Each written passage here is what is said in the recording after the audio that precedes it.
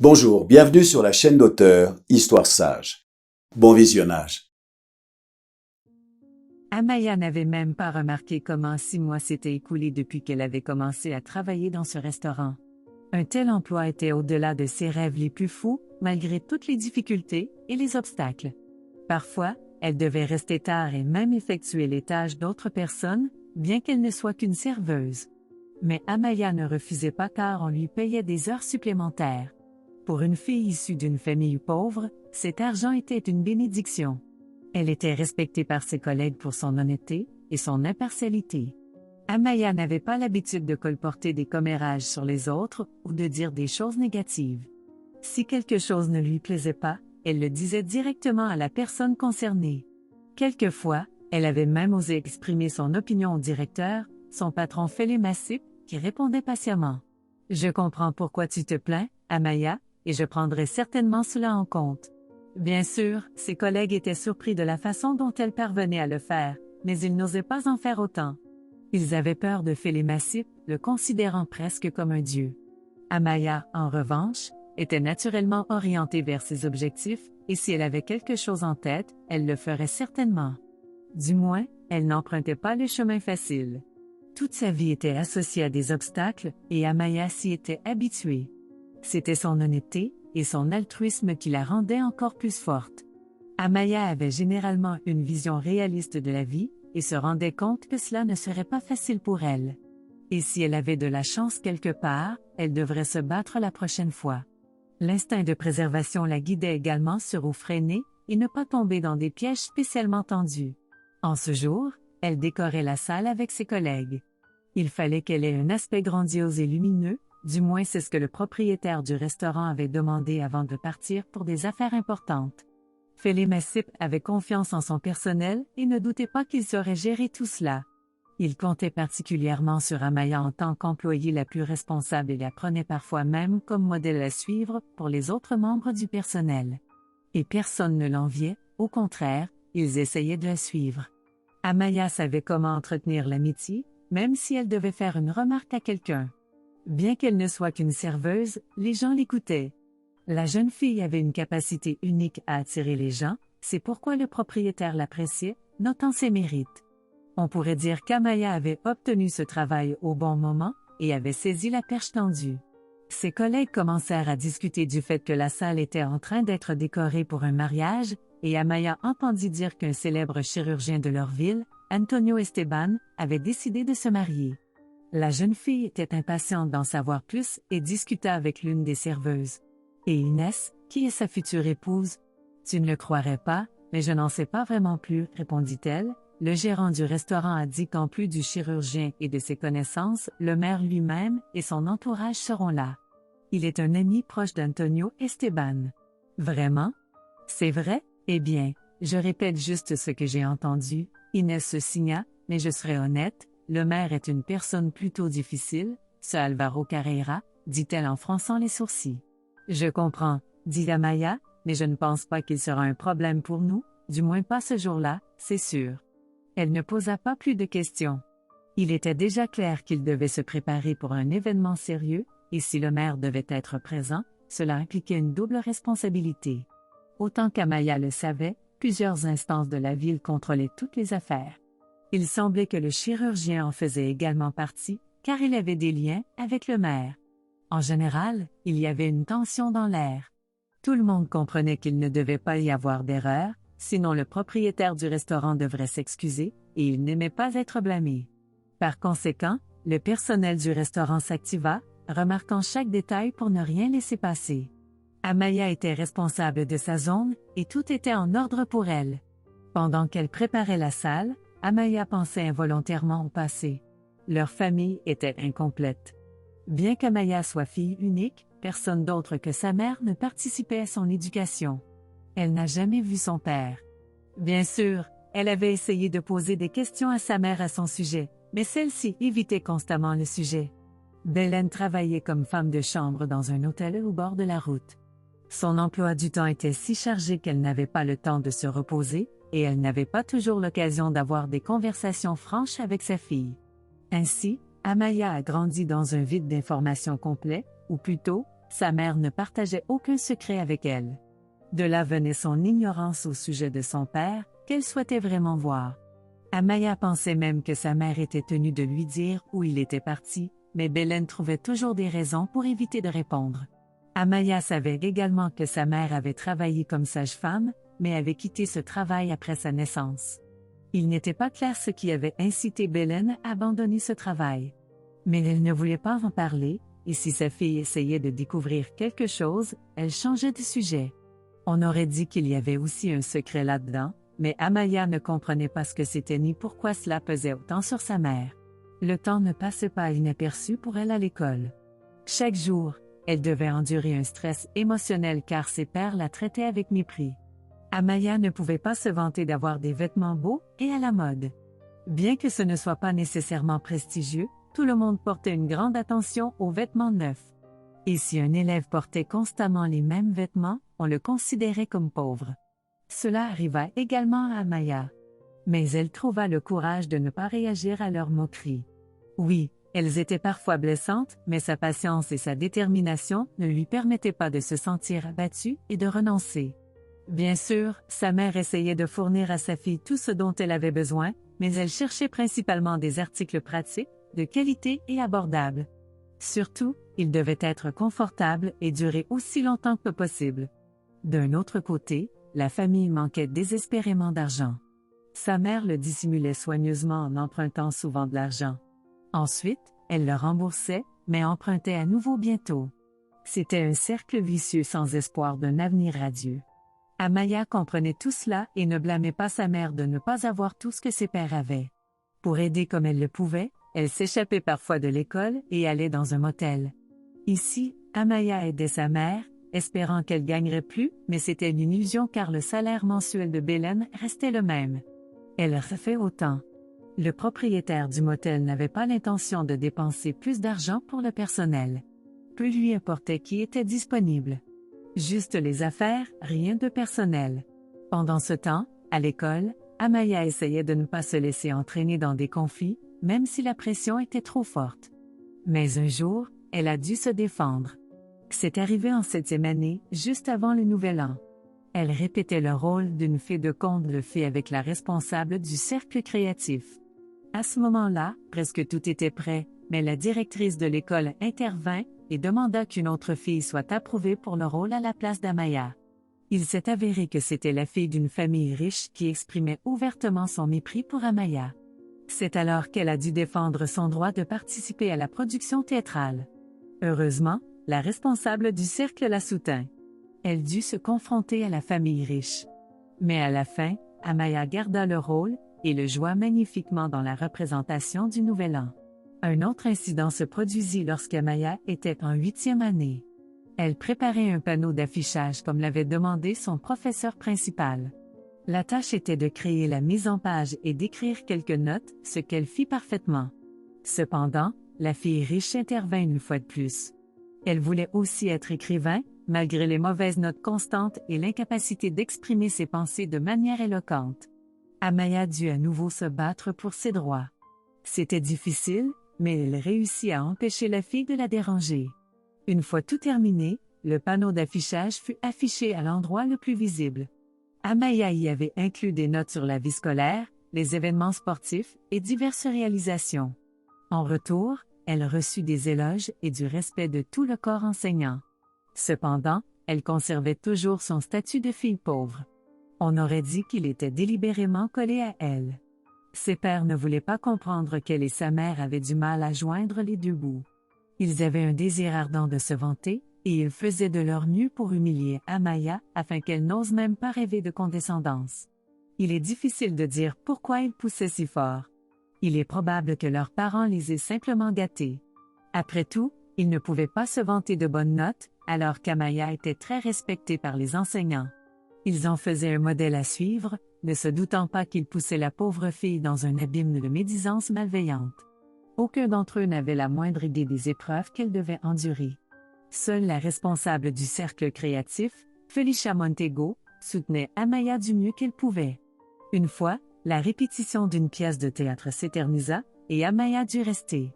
Dans de tels cas, Amaya prévenait sa mère de ne pas s'inquiéter, et après avoir récité ses répliques plusieurs fois, Felicia Montego s'assit sur les marches en bois et l'appela. « Je sais que tu as des problèmes avec tes camarades, Amaya, commença-t-elle. « S'il te plaît, je ne veux pas en parler, implora Amaya. « Je comprends, mais si nous ne discutons pas de ce problème, il ne disparaîtra pas, poursuivit Felicia. Crois-moi, Amaya, j'ai été une exclue moi aussi. »« Tu es sérieuse ?» demanda la fille, surprise. « Absolument, répondit la femme, je tremble encore quand j'y pense. »« Crois-tu qu'il n'y avait pas d'enfants riches quand j'étais petite ?» Probablement pas, répondit Amaya avec incertitude. Quelqu'un a dit que le pays traversait une crise à l'époque. Tout va bien, dit Felicia avec un sourire, mais crois-moi, même en temps de crise, il y a des gens qui restent riches. Et si ces personnes sont aussi liées au gouvernement, la crise ne les affecte pas autant. Ils avaient tout pour mener une vie confortable. J'ai entendu quelque chose de similaire de ma mère, mais je ne pensais pas que c'était vrai, dit Amaya avec réflexion. C'est pourquoi tu ne devrais pas prêter attention à tes harceleurs, résuma Felicia la conversation, ils ne savent pas ce que l'avenir leur réserve encore. Je peux te dire que ceux qui se sont moqués de moi n'ont pas bien fini. J'ai continué à avancer, et j'ai obtenu une éducation supérieure. C'est vrai que je n'ai pas poursuivi de carrière dans le théâtre car j'ai décidé de me consacrer aux enfants à la place. Felicia Montego devint une étoile guide pour Amaya, et elle partagea avec elle ses secrets et ses expériences. Presque toutes les pièces étaient préparées par Felicia elle-même, qui cousait des costumes chez elle la nuit et les apportait le matin. Et dès qu'Amaya avait une minute libre, elle se précipitait dans l'auditorium pour essayer les costumes. Leurs camarades ne pouvaient s'empêcher de remarquer cette amitié, mais ils ne pouvaient pas s'en vanter. Felicia les remettait rapidement à leur place, leur expliquant tout.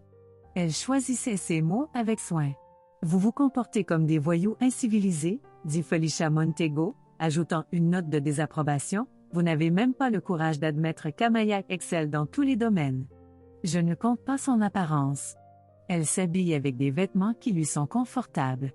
Réfléchissez à votre comportement, car il est facile de s'élever haut, mais retomber est bien plus douloureux. » Peut-être que ces paroles atteignirent leur conscience, mais ils ne renoncèrent toujours pas à l'occasion de se moquer d'Amaya.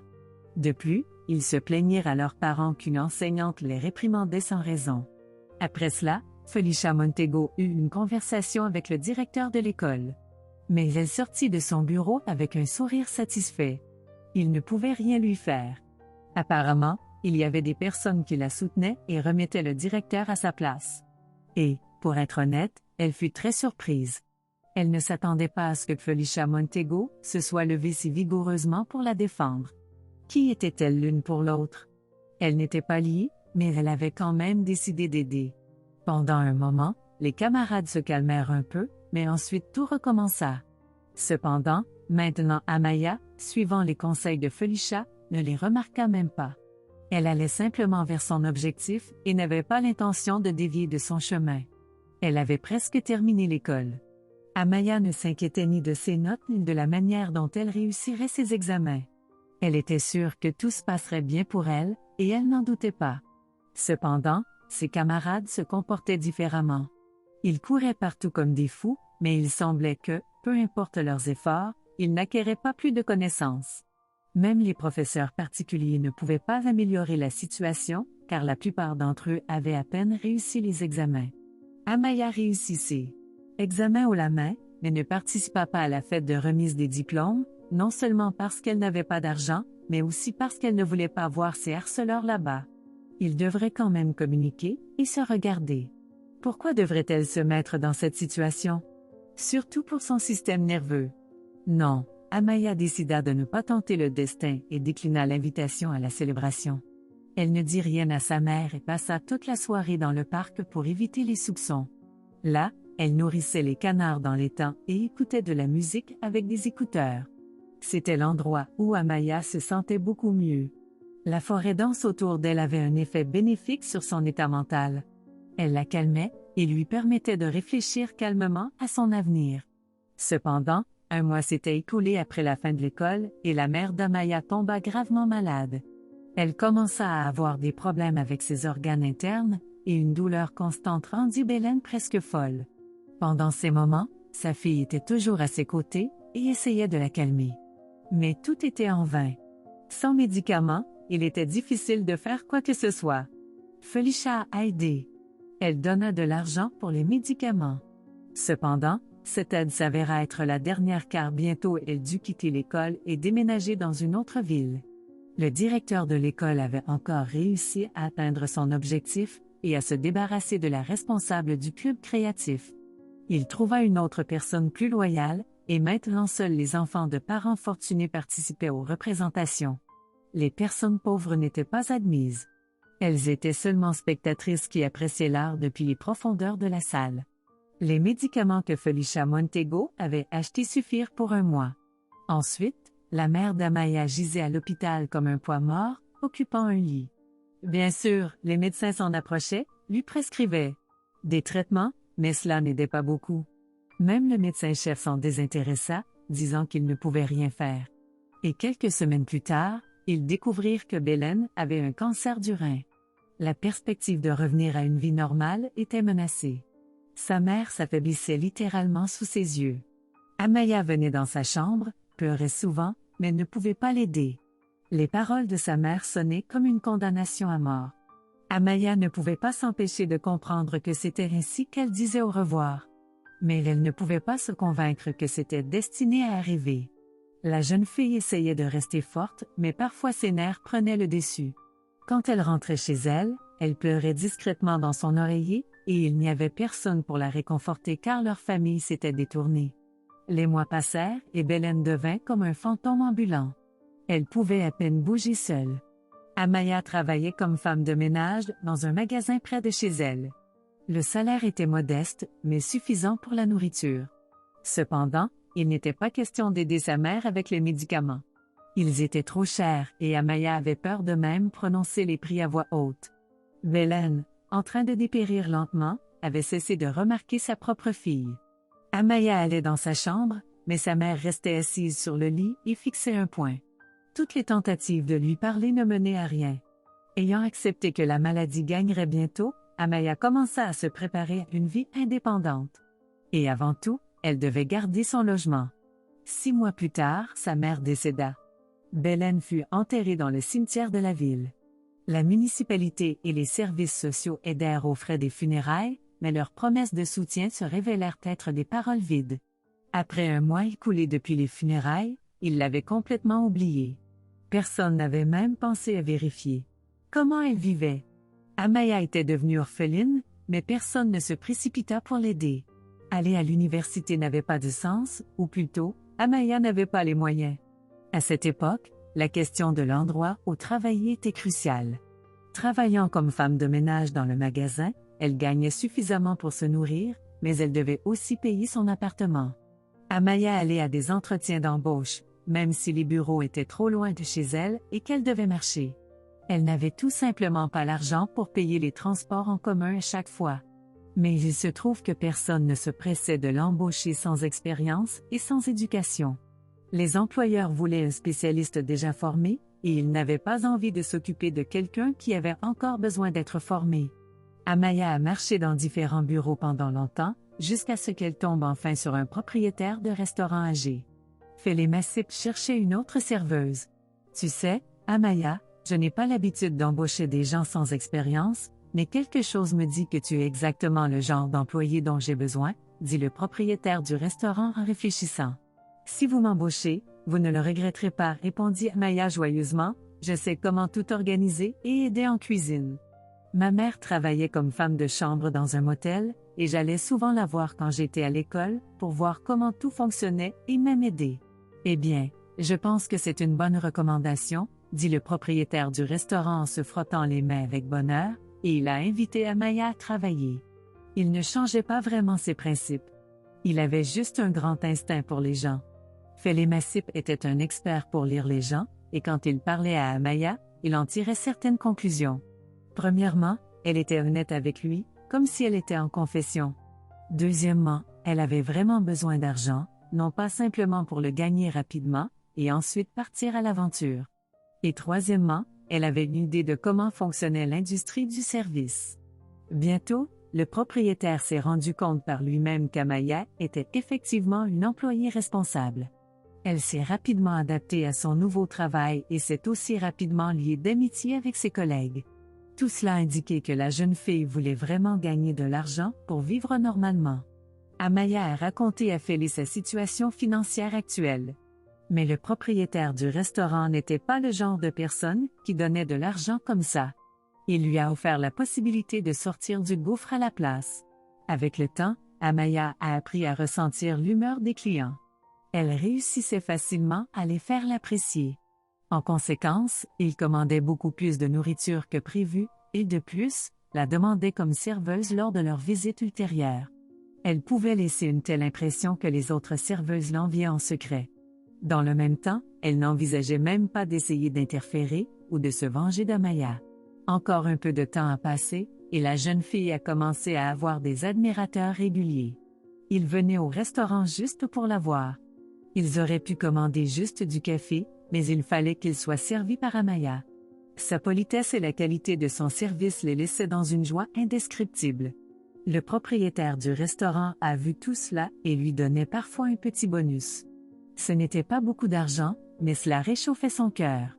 Elle pouvait se permettre d'acheter plus d'épicerie et n'avait plus besoin d'économiser. Même la viande commençait à apparaître plus fréquemment dans ses plats. En même temps, Amaya repensait parfois mentalement à l'époque où sa mère était malade et avait besoin d'aide.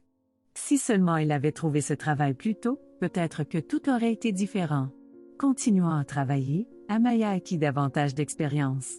Elle devint plus sage et plus perspicace. Parfois, elle aidait la direction avec des rapports. Amaya a appris ça aussi.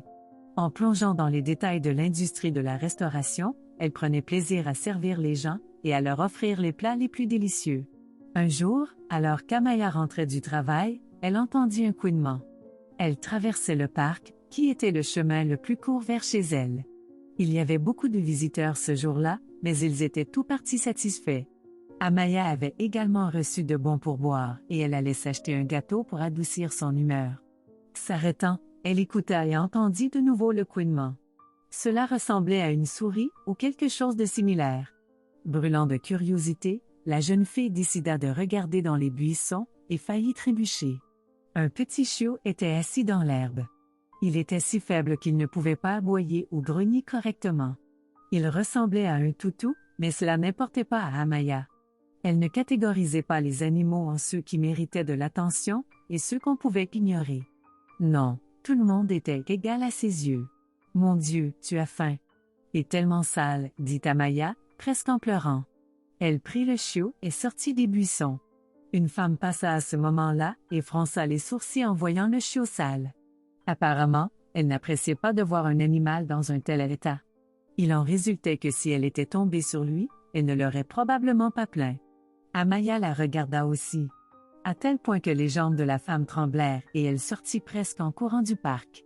Examinant le chiot, Amaya ajouta avec joie. « Eh bien, sauvons-toi. » 20 minutes plus tard, elle et sa trouvaille étaient déjà à la maison. Amaya lavait soigneusement le chiot. Elle n'avait pas faim car elle avait satisfait sa faim au restaurant, mais elle devait nourrir le chiot, d'autant plus qu'il la regardait avec des yeux affamés et suppliants après l'avoir lavé. Amaya prit un peu de lait dans le réfrigérateur, le réchauffa un peu et le versa dans un bol profond seulement après cela. Le chiot but le lait en 1 minute et regarda de nouveau Amaya. Il restait encore de la saucisse et du pain dans le réfrigérateur. Amaya décida de partager et prépara un sandwich qu'elle servit à son chiot. Après avoir rempli son ventre, le chiot bâilla avec satisfaction et se coucha aux pieds de sa nouvelle propriétaire. Elle portait ses chaussons de maison. Il semblait que le chien aimait la fourrure artificielle lisse. Il posa sa tête sur un chausson et son corps et sa queue sur l'autre. Amaya attendit qu'il s'endorme et ne déplaça le chiot sur le fauteuil qu'une fois qu'il l'était. C'est ainsi qu'il s'installa avec elle, devenant son animal de compagnie bien-aimé. Elle se promenait avec lui dans le parc et dans la ville. Ne sachant pas quoi faire de particulier, elle le nomma Herbie. Son pelage était blanc et ressemblait vraiment à un léopard des neiges. Le chiot ne réagissait pas à son nom au début, mais finit par s'y habituer. Il aimait se promener avec sa propriétaire et à chaque fois qu'il sortait, Herbie poursuivait avec enthousiasme les pigeons. Non, il ne leur faisait pas de mal, il jouait juste avec eux et les regardait s'envoler dans toutes les directions. À ces moments-là, Amaya se sentait vraiment heureuse. Herbie satisfaisait sa propriétaire simplement par sa présence. Il répondait à toutes les affections d'Amaya. Elle aimait le caresser sur la tête et sur le ventre. L'animal répondait de même et se mettait immédiatement à lui lécher le visage. Après avoir amélioré ses relations non seulement avec ses collègues mais aussi avec le propriétaire du restaurant, Amaya obtint la permission de ramener à la maison certains des restes. Elle expliqua honnêtement à Félémassip pourquoi elle en avait besoin, et quand il apprit le chien qu'elle avait trouvé, il s'exclama joyeusement. « Tu as bien fait de ne pas le laisser de côté. »« J'ai presque pleuré quand je l'ai trouvé dans les buissons, » répondit Amaya d'une voix triste. « Honnêtement, j'ai aussi un chien à la maison. »« Il s'appelle Tim, » dit Félémassip en se tapant le genou. « Je l'ai sauvé de sous une voiture il y a 3 ans quand il traversait la route. Donc, je comprends. Tu peux prendre les restes de cuisine, je peux me rapporter à ta situation. » Amaya remarqua la confusion sur son visage, comme s'il était contrarié. On aurait pu supposer que Félémassip voulait vraiment parler de l'infertilité de sa femme. Le sujet était si pertinent qu'il y pensait constamment. Le propriétaire du restaurant, voyant en la fille une personne gentille et sincère, voulait apparemment partager sa douleur avec elle, mais Amaya l'interrompit en plein milieu de sa phrase et changea de sujet. Il n'était pas offensé, mais clairement déconcerté. Par conséquent, il répondit de manière incohérente et incertaine à la question sur le changement d'intérieur. Amaya comprit cela, mais elle n'osa pas reculer. Elle ne le ramènerait pas à l'ancien sujet et ne lui poserait pas la question « Qu'en est-il des enfants? Pourquoi n'en avez-vous qu'un chien? » Non, cela ne pouvait pas être fait. Comme on dit, l'opportunité est passée. Elle passa tout cela en revue dans sa tête en quittant le restaurant. Elle se dépêcha de rentrer chez elle pour régaler son animal de compagnie de délicieuses friandises. Et même si ce n'était que des restes, parfois les clients laissaient des portions entières, presque intactes. Herbie attendait Amaya juste à la porte. Il aboya joyeusement quand elle commença à ouvrir la porte. En agitant sa queue, le chiot suivit la maîtresse dans la cuisine. Là, Amaya lui servit une bonne portion de purée de pommes de terre avec du goulash. De tels plats figuraient au menu du restaurant où travaillait la jeune fille. Félémassip appréciait la nourriture saine en général, et il approuvait pratiquement tous les plats lui-même. De plus, il suggérait même au chef ce qu'il fallait ajouter ou laisser de côté. Personne ne discutait avec lui car les clients du restaurant étaient simplement ravis des plats du menu, et beaucoup d'entre eux venaient spécifiquement pour commander de la cuisine maison. Pendant ce temps, Amaya ne se précipita pas pour avoir des relations avec les hommes. Sa mère était toujours dans son esprit. Belen avait élevé sa fille seule toute sa vie, peut-être que cette circonstance était la raison pour laquelle Aya ne pensait pas encore au mariage. Le destin du propriétaire du restaurant était un autre facteur qui influençait son attitude envers la vie. Parfois, il était sombre, et alors ils essayaient de ne pas le déranger, comprenant que peut-être il avait des problèmes à la maison. Amaya craignait de ne peut-être pas pouvoir avoir un enfant un jour. Comment son mari réagirait-il alors? Elle ne pouvait tout simplement pas l'imaginer et repoussait constamment le moment où elle pourrait décider de faire la connaissance de quelqu'un et de commencer une relation. Pour l'instant, tout lui convenait, surtout d'être près de son animal de compagnie. Herbie ne la laissait pas se sentir seule, au contraire, il lui semblait que le destin l'avait déjà suffisamment récompensée. Et que pouvait-elle encore souhaiter? Amaya n'avait pas encore réfléchi à cela. Elle n'avait pas de grands projets pour sa vie. L'essentiel maintenant était de revenir à une vie normale après la mort de sa mère, de s'installer, puis de penser à fonder une famille. Toutes ses pensées et souvenirs se bousculaient dans son esprit comme un train de pensées sans fin. Secouant la tête, Amaya revint à la réalité et observa la salle décorée pour le mariage. On aurait dit qu'elle n'avait rien oublié. Elle ajouta des fleurs fraîches, de beaux ballons d'hélium et même une affiche avec des messages pour les jeunes mariés. On aurait dit qu'elle avait tout pris en charge. Elle pouvait accueillir les invités en toute confiance, en particulier le chirurgien qui était dit être Apollon en personne. Enfin, les premiers invités commencèrent à arriver. Parmi eux se trouvait le maire de la ville. Cependant, il n'était pas seul. Il était entouré d'une suite de sujets et d'une impressionnante équipe de sécurité. Il avait clairement peur de quelque chose, même pendant la journée, il ne sortait jamais sans sécurité. Il était certainement impliqué dans des activités criminelles, mais cela ne concernait pas Amaya. Par conséquent, comme il se devait, elle jeta un coup d'œil aux tables une fois de plus et salua les invités à l'entrée avec un sourire éclatant et blanc comme neige. Certains passaient sans réagir à la belle serveuse, tandis que d'autres souriaient en retour. Seul le maire entra avec une expression mécontente. On aurait dit qu'il avait été obligé de venir ici. En revanche, Alvaro Carrera n'avait jamais été dans ce restaurant, du moins pas quand Amaya travaillait. Sinon, elle s'en serait souvenue. S'asseyant à la table de l'entrée, le maire plaça un microphone devant lui et regarda la scène vide. Les gardes de sécurité se positionnèrent à l'arrière du restaurant, gardant une vue circulaire pour eux-mêmes. Ils ne prétendaient pas être des invités importants, mais ils devaient quand même apporter des plats du menu. Amaya nota cela, mais le maire devait être servi en premier. À ce moment-là, Inès s'approcha à nouveau d'elle. « Fais attention quand tu apportes ces plats », elle fit un signe de tête en direction du maire. « Oui, je sais, tu m'as déjà averti, » dit Amaya, « ne t'inquiète pas, il ne semble pas être un vrai monstre. Vois par toi-même, mais je ne risquerai même pas de m'approcher de lui, » continua Inès à murmureur avec crainte, « c'est juste effrayant de servir quelqu'un qui pourrait te jeter une assiette. » « Oh, allez, Inès, Amaya rit presque, c'est juste la mère rancœur de ces serveuses qui ne savent pas servir correctement les clients. » La conversation portait sur le cas où le maire avait gelé d'une assiette sur la serveuse. C'était arrivé au restaurant Mirage. Alvaro Carrera était considéré comme un habitué là-bas. Cependant, ce jour-là, c'était une nouvelle fille qui le servait et qui ne savait pas qu'une grande serviette était toujours apportée au maire avec son plat préparé. Il l'utilisait pour essuyer son menton à 3 étages car la sauce dégoulinait. Mais aucun des clients du restaurant n'y prêtait attention. Les gardes de sécurité étaient assis à proximité, et si quelqu'un osait rire, ils auraient une conversation privée avec eux tout de suite. Non, les blagues avec le maire ne fonctionnaient pas. Il ne les comprenait tout simplement pas. Il aimait montrer son moi, comme si lui seul devait être écouté dans la ville. Alvaro Carrera ne supportait pas l'opinion des autres, et se mettait immédiatement en colère. Et il aimait aussi beaucoup boire, prendre son courage à 2 mains et se permettre de harceler les femmes. Tout cela se passait avec l'approbation des propriétaires de restaurants, où il se rendait. Le maire ne refusait rien, considérant sa personnalité exceptionnelle, et c'est pourquoi tout se passait bien pour lui, y compris les attaques flagrantes contre les hommes d'affaires. Il lui versait un tribut parce qu'ils avaient peur de représailles, compris les attaques flagrantes contre les hommes d'affaires. Il lui versait un tribut parce qu'ils avaient peur de représailles. Sentant son courage, Amaya s'approcha de lui et lui offrit le menu. Et là, il s'avéra que le maire avait déjà bien bu quelque part, et il sentait l'alcool. C'est pourquoi il passa rapidement près d'elle sans même dire bonjour. Voyant une jeune fille devant lui, le maire, sans regarder le menu, dit « Apportez-moi quelque chose de viande, pour que je puisse devenir un peu gros. » Amaya voulut lui demander ce qu'il voulait exactement dans la viande, mais elle ne le fit pas.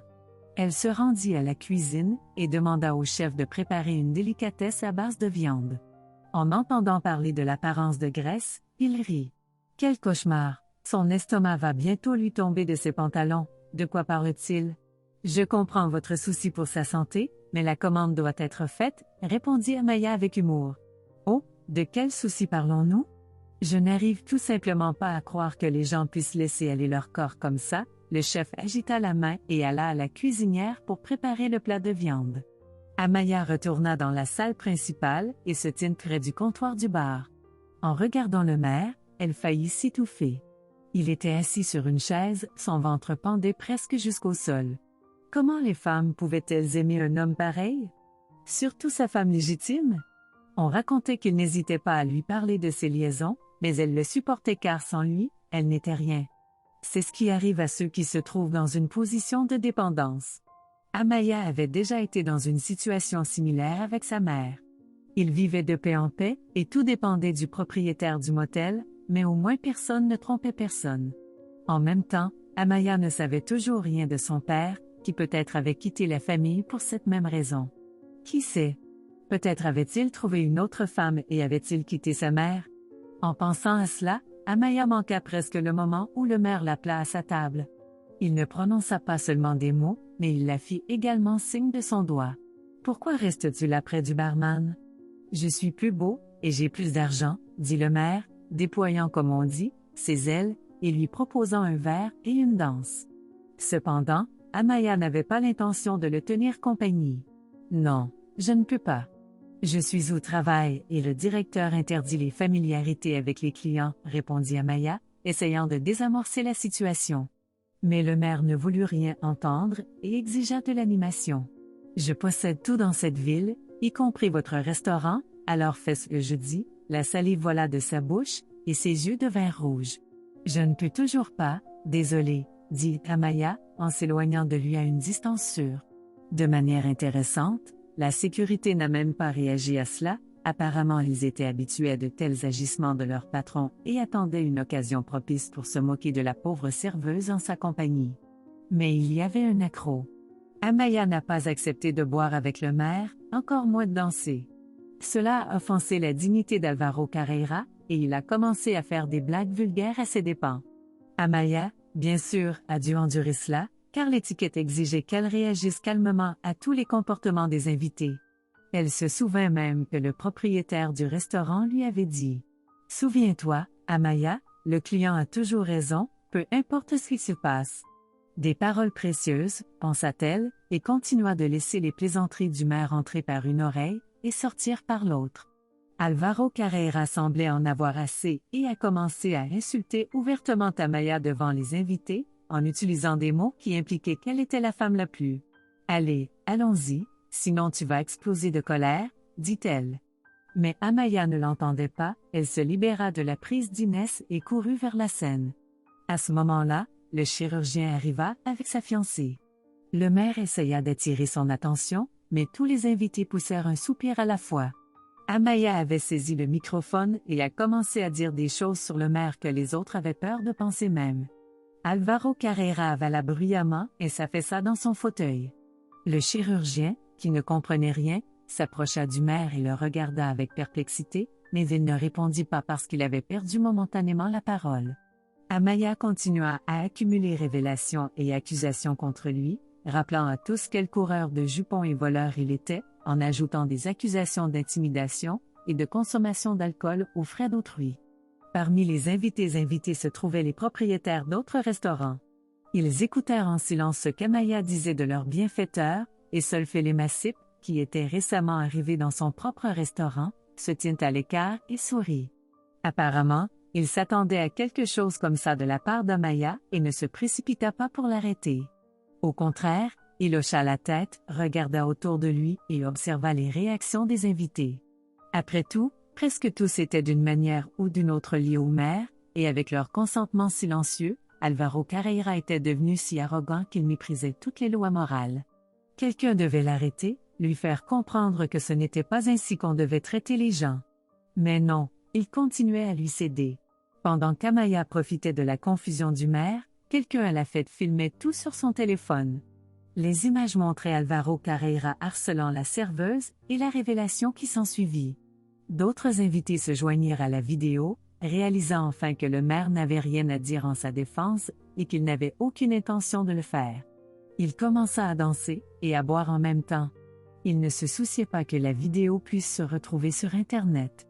Les gardes de sécurité essayèrent d'arrêter cela, mais c'était inutile. Les images intéressantes s'étaient déjà propagées sur toutes les plateformes de médias sociaux et les forums. Le maire était complètement exposé. Pendant ce temps, Amaya termina son discours. Félix Massip l'aida à quitter la scène. « Rentre chez toi, tu as besoin de te reposer, » dit-il. « Mais que dire du travail ?» protesta Amaya. « Ils peuvent se débrouiller sans toi, » sourit le propriétaire du restaurant, « il y aura tellement de désordre maintenant, il vaut mieux rester à l'écart des ennuis. » Amaya écouta et rentra chez elle pour éviter tout autre problème. Félix Massip lui appela un taxi et le paya lui-même. Elle ne savait pas ce qui s'était passé au restaurant après cela. Pendant ce temps, le maire se sentait tellement audacieux qu'il ignorait même la demande des gardes de sécurité de quitter la salle. Il voulait plus de divertissement et exigeait un service de première classe. La réalité le frappa lorsque les vidéos de son comportement devinrent virales parmi ses partisans et ses électeurs. Internet était en émoi et les autorités régionales durent intervenir directement. Ils appelèrent le maire eux-mêmes et le forcèrent à arrêter tout ce désordre. Le mariage d'un célèbre chirurgien de la ville fut gâché, et il était furieux de colère.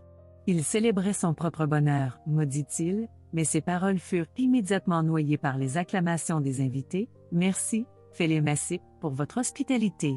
Toujours heureux de vous avoir ici, revenez quand vous voulez, » répondit le propriétaire du restaurant avec un sourire. Les invités commencèrent à partir, et le maire fut presque porté sur leurs épaules. Les gardes de sécurité eurent du mal à le persuader d'arrêter. Alvaro Carreira ne se rendait plus compte de ce qu'il faisait. Apparemment, l'alcool et sa croyance en son impunité obscurcissaient son jugement, et il ne pouvait même pas imaginer ce qui l'attendait le lendemain. Les autorités préparèrent une déclaration publique pour éviter d'autres scandales et hontes. Ce n'est que dans la voiture, quand il retrouva ses esprits, que le maire réalisa ce qu'il avait fait. Il se saisit la tête et commença à gémir comme un enfant, mais personne n'essaya de calmer. Les gardes de sécurité réalisèrent également qu'ils devaient chercher de nouveaux emplois. Ils rentrèrent chez eux déçus, jetant occasionnellement un coup d'œil aux coupables. Ils cherchaient de la sympathie autour de lui. Finalement, il se sentit coupable de ce qu'il avait fait. Pendant ce temps, une autre personne tout aussi célèbre dans la ville regardait la vidéo du restaurant. C'était le millionnaire Javier Jiménez qui possédait 2 usines et une douzaine de magasins. Il pouvait se permettre de ne pas s'impliquer dans les affaires du maire et de ne pas craindre qu'il lui fasse quelque chose. Señor Jiménez avait traversé des épreuves dans sa jeunesse dont le maire ne pouvait même pas rêver. Et il n'avait pas le syndrome de la fragilité devant les autorités. Quant à la situation dans le restaurant, sur les images de la vidéo, Javier remarqua des similitudes avec la serveuse. Elle ressemblait exactement à sa défunte fille Elisabeth, décédée lors d'une césarienne pendant l'accouchement. 2 garçons en bonne santé étaient nés, mais leur mère n'avait pas pu être sauvée. Javier était profondément en deuil car il avait perdu son unique enfant. Le mari d'Elisabeth, Carlos, s'est occupé d'élever les jumeaux. De son côté, le millionnaire a promis de tout faire pour s'assurer que ses petits-enfants ne manquent de rien. Il s'est entièrement chargé de la sécurité financière de la famille. Señor Jiménez avait aidé auparavant, mais maintenant l'aide était encore plus grande. Après avoir regardé la vidéo plusieurs fois, Javier réalisa que la ressemblance était tout simplement identique. Il a incité tout le monde à trouver activement cette serveuse. Un jour plus tard, le millionnaire connaissait déjà l'adresse exacte. Les sourcils froncés, il tourna le morceau de papier entre ses mains et dit doucement « Eh bien, Amaya, quel beau prénom !» Une larme roula immédiatement sur sa joue. Rassemblant ses pensées, et ne disant rien à sa femme, il se rendit à l'adresse. Il devait encore découvrir comment il se faisait qu'il y avait une autre fille, le portrait craché de sa fille. Étrange, bien sûr. Et avant tout, il devait en parler à sa femme. Mais il décida d'agir différemment et vint rendre visite à Amaya sans avertissement. La jeune fille fut surprise de voir un homme aux cheveux gris sur le pas de sa porte. « Qui êtes-vous » demanda Amaya, étudiant l'invité non désiré. « Je suis celui qui va devenir plus proche de toi que quiconque, » répondit Javier. « Je ne comprends pas ce que cela signifie, » s'étonna Amaya, mais elle ne ferma pas la porte de l'appartement devant lui. « Voilà, j'espère que cette photo te donnera la bonne idée, et oui, je m'appelle Javier Jiménez. » En observant attentivement la photo, Amaya leva les sourcils et dit « C'est donc moi, seulement 2 ans plus jeune. Je ne me souviens pas qu'on ait pris une photo de moi à l'époque. »« Pas tout à fait, Amaya, » répondit le millionnaire. « Wow, vous connaissez mon nom » s'exclama-t-elle. « Eh bien oui, j'ai dû me préparer avant de venir te voir » continua Javier. « Je vois. Alors, pouvez-vous me dire d'où vous avez obtenu ma photo » demanda Amaya. « Oui, ce n'est pas vraiment toi, c'est ma défunte fille Elisabeth » répondit l'invité, ressentant un poids mort dans son cœur. Amaya l'aida jusqu'à son appartement et l'installa sur le canapé. C'était la première fois qu'elle devait fournir une assistance médicale, mais heureusement, Javier commença à se sentir mieux après 1 minute. Il prit une profonde inspiration et dit « Je ne sais pas comment cela s'est produit, mais tu lui ressembles beaucoup. » Oui, j'avais déjà compris ça. Le moment était venu de découvrir d'où venait le sosie d'Elisabeth. Cependant, il semblait que Javier n'avait aucune information à ce sujet. Il pensait qu'Amaya lui raconterait tout, mais elle resta elle aussi silencieuse, surprise par sa réaction.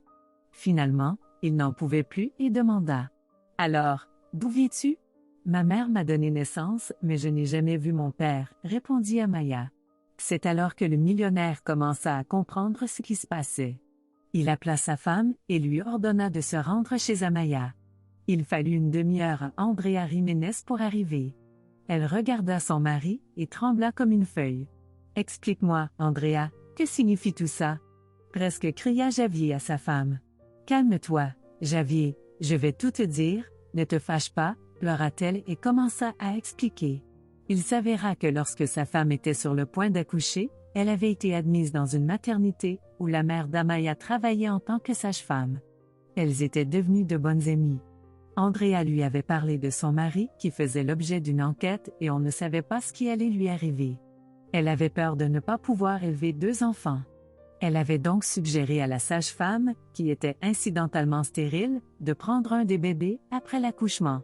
À cette époque, Javier était effectivement sous enquête et était accusé de plusieurs charges, mais il n'y avait aucune preuve contre lui.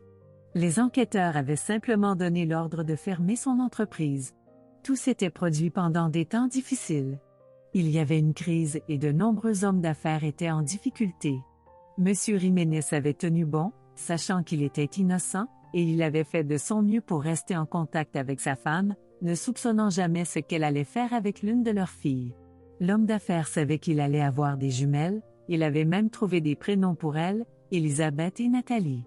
Mais alors qu'il était assis dans un centre de détention, il reçut des nouvelles de sa femme selon lesquelles l'une des enfants n'avait pas survécu à l'accouchement. Bien sûr, cela lui fut un coup dévastateur. Cependant, sa femme le rassura en lui disant qu'une des filles était toujours en vie et qu'il devait en prendre soin. Javier fut presque submergé par cette nouvelle, mais il se ressaisit et se promit que dès qu'il sortirait, il entourait sa femme et sa fille survivante d'un amour et de soins inconditionnels. Et c'est exactement ce qui se passa. 4 ans plus tard, il fut libéré et rentra chez lui. Javier essaya de ne pas penser à ce qui s'était passé à la maternité. Il ne lui vint jamais à l'idée de vérifier si tout était comme il le semblait. En conséquence, sa femme garda un terrible secret tout ce temps. Elle proposa à Belen de l'aider sous forme d'argent, mais elle refusa. Elle était satisfaite d'être simplement une mère. Pour plus de crédibilité, Belen partit dans une autre région pendant quelques années, là où se trouvait la maison d'un parent éloigné. Personne n'était au courant, donc personne ne remettait en question l'origine de l'enfant de Belen. Andrea fit des documents pour la fille, afin d'éviter les problèmes futurs. Et ainsi, leurs chemins se séparèrent. Bientôt, Belen retourna en ville, mais ne prévint pas la véritable mère, Amaya, de son retour. Et si ce n'était pas pour cette vidéo sur Internet, le millionnaire aurait continué à vivre avec la pensée que sa seule fille était décédée. L'information était choquante à la fois pour Javier et pour Amaya elle-même. Il était à court de mots pour exprimer sa colère. Mais ils furent retrouvés par Amaya. Donc, c'est ainsi que tu as vécu tout ce temps, maman, sans même te souvenir que tu avais une autre fille. Je suis désolée, Amaya, mais c'était une période difficile à l'époque, Andrea tenta de se justifier. Je comprends. Que aurais-tu fait si papa n'avait pas été libéré? Insista Amaya. Je ne sais pas, mon Dieu, je ne sais pas, pleura Andrea. Elle ne trouvait pas les mots justes pour demander pardon à Amaya. Et désespérée, Andrea se tourna vers son mari. Eh bien, dis quelque chose, ne reste pas là en silence. Je suis sous le choc, pour être honnête, je ne m'attendais pas à ça, répondit son mari, mais nous devons quand même résoudre ce problème. Quel problème? On parle de notre fille ici, s'exclama Andrea. Pardon, je dis des choses inappropriées, grimaça Javier, oui, il y a aussi une part de ma faute, Amaya. Je n'ai pas calculé ma force et je me suis retrouvée en prison. Si cela n'était pas arrivé, Andrea ne t'aurait pas donné à une autre femme. D'ailleurs, c'est elle qui m'a élevée, même si nous étions pauvres, souligna Amaya, elle est morte dans la pauvreté, et j'ai fait ce que je pouvais pour survivre. Andrea étreignit Amaya, qui ne recula pas. Amaya ressentit la chaleur de sa mère. Soudain, une pensée lui vint à l'esprit, mais le cœur ne ment pas. À ce moment-là, Amaya éclata en sanglots, et les yeux embuis de larmes, dit en regardant Javier. « Tu m'as fait du mal, mais je te pardonne. » Elle prononça ces mots non pas par désespoir, mais parce qu'elle pardonnait sincèrement ses vrais parents. Après tout, tellement de temps s'était écoulé, et eux aussi avaient traversé un destin difficile. Andrea expliqua qu'elle avait dû littéralement survivre pendant que son mari purgeait sa peine. Plus tard, lorsqu'il fut libéré, il parvint à reprendre le contrôle de son entreprise. D'autre part, Andrea aurait pu retrouver Amaya. Mais elle avait un accord oral avec Belen selon lequel aucune d'elles ne s'immiscerait dans la vie de l'autre ni ne créerait de problème. Peut-être que si la belle-mère d'Amaya avait révélé la vérité avant sa mort, les retrouvailles familiales se seraient produites beaucoup plus rapidement. Après s'être un peu calmée, Amaya se leva du canapé et se dirigea vers la cuisine. « Je vais nourrir Herbie maintenant, dit-elle. « Qui est-ce » demandèrent en chœur les époux Jiménez. « Mon animal de compagnie. »« Vous pouvez venir le voir, répondit Amaya. Il s'avéra que le chiot s'était caché sous la table de la cuisine quand un étranger était apparu dans l'appartement d'Amaya. Il n'aboyait pas contre eux. Il écoutait simplement les sons, essayant de déterminer si sa propriétaire était en danger. Andrea et Javier allèrent aussi dans la cuisine et virent le chiot blanc comme neige sous la table. « Wow, il est si moelleux » essaya de le caresser Javier, et il ne l'attaqua pas. « Oui, tu peux le caresser, dit Amaya s'il voit que tout va bien avec moi, il ne se fâchera pas. » Herbie mangea dans sa gamelle et reçut également une bonne dose d'affection de la part des invités de sa propriétaire.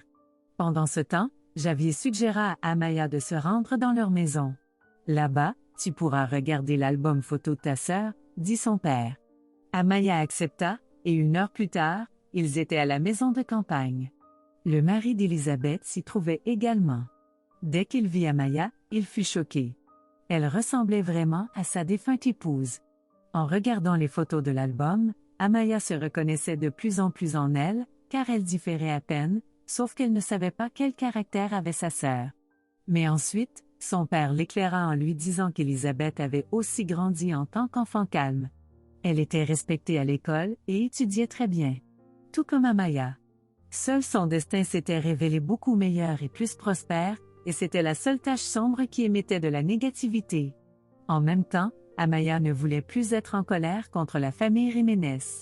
Elle en tira les conclusions appropriées et décida qu'elle devait lâcher prise sur le passé, d'autant plus qu'il y avait des nièces et des neveux qui avaient besoin de soins. Amaya proposa son aide à Carlos pour les élever, et il accepta volontiers. Il semblait que le mari de la sœur décédée lui faisait confiance. Bientôt, ils se rendirent tous au cimetière pour visiter la tombe de Belen. Javier avait tout arrangé avec les personnes nécessaires et avait payé toutes les dépenses pour le monument, ainsi qu'avait signé un contrat pour l'entretien de la tombe. Désormais, des employés spéciaux devaient veiller dessus. Bientôt, Amaya emménagea enfin dans la maison de campagne de la famille Jiménez. Elle prit Herbie de son appartement et décida de le louer à des étudiants. De cette manière, elle se rapprocha encore plus de Carlos et de ses enfants. Ils commencèrent peu à peu à s'apprécier mutuellement. Amaya commença à remarquer comment il la traitait et ce qu'il disait. Il devint évident que Carlos avait besoin de soutien sous la forme d'une personne aimante. Ce n'était pas immédiat, mais ils trouvèrent des points communs. Dans le même temps, les époux Jiménez étaient en faveur de la cohabitation d'Amaya et Carlos. Après tout, si l'on ne cherche pas les différences, il semblait de l'extérieur que c'était la famille la plus ordinaire. Amaya était vraiment inquiète que Carlos voie sa défunte femme en elle, mais non. Il lui avoua lui-même qu'il avait de l'amertume dans le cœur, mais que le cœur a besoin d'une seconde chance. Carlos, à son tour, prenait tendrement soin d'Amaya pour montrer ses vrais sentiments. Il ne pressait pas Amaya, mais disait qu'elle était son dernier amour en cette vie. Après de telles confessions, il ne pouvait y avoir de doute. Amaya décida de fonder une famille avec Carlos, et elle s'attacha également à ses nièces et neveux. Quant au maire, Alvaro Carreira eut ce qu'il méritait. Il fut renvoyé de son poste et des élections anticipées furent annoncées. Se retrouvant sans emploi, l'ancien maire commença à boire. Au début, ce n'était qu'1 verre ou 2 par jour pour soulager la tension et apaiser sa douleur. Mais ensuite, tout alla de mal en pis, et il ne pouvait plus rien envisager devant lui. Ce gouffre l'aspirait avec une prise mortelle. Sa carrière alla à volo, tout comme ses relations familiales. Sa femme demanda le divorce 1 mois plus tard et le quitta. Plus rien ne les unissait.